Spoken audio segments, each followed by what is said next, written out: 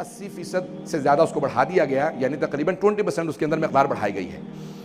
اندر کے حجرے میں مولا خطبہ دے رہے ہیں اور مجمع باہر مملو تھا، باہر بھی لوگ تھے اور اس سے بھی باہر بہت زیادہ مجمع تھا کہ مولا نے کہا سلونی سلونی قبل ان تفقدونی۔ اس مقام پہ اب وہی دوبارہ کیا کھاؤں گا،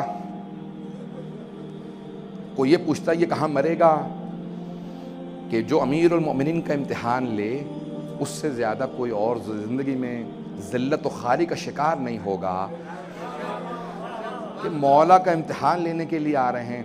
تو ایک مرتبہ کسی نے کہا کہ مختلف سوالات، میں صرف ایک سوال کو پیش کر رہا ہوں۔ اسی مجمع میں ایک آدمی بہت پر نور کھڑا ہونے کے بعد کہتا ہے یا علی میرے سوال کا جواب دیجئے، یا امیر المؤمنین میرے سوال کا جواب دیجئے۔ مولا نے کہا فرماؤ کیا سوال ہے؟ کہا کہ یا علی بتائیے جبرائیل کہاں ہے؟ میں نے کہا کچھ لوگ پہنچ جائیں گے۔ کہا کہ یا علی بتائیے جبرائیل کہاں ہے؟ تو اب آئیے، حدیث نبوی میں ہے کہ فرشتہ کسے کہا جاتا ہے؟ الملک نور مخلوق نوری یتبدل فی کل شیء الا الکلب والخنزیر، کہ فرشتہ نوری مخلوق کا نام ہے جو ہر چیز میں تبدیل ہو جاتا ہے سوائے نجس جانوروں کے۔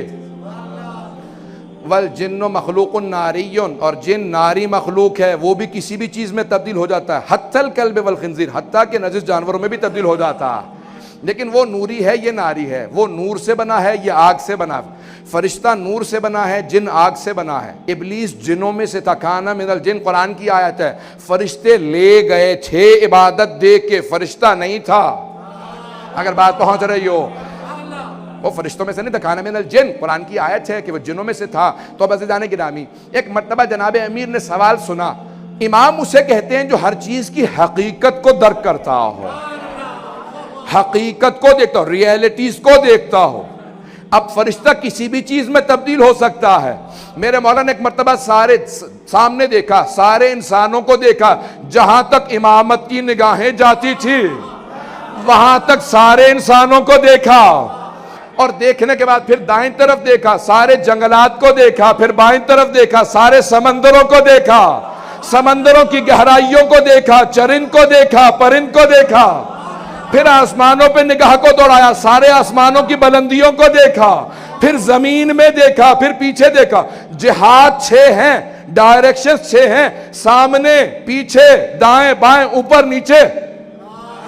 مولا نے 6 جہات میں دیکھنے کے بعد کہا او سوال کرنے والے، میں نے پوری کائنات میں دیکھ لیا، جبرائیل نظر نہیں آ رہا، بس 2 افراد بچے، ایک تو دوسرا میں تو ہوں علی ابن ابی طالب،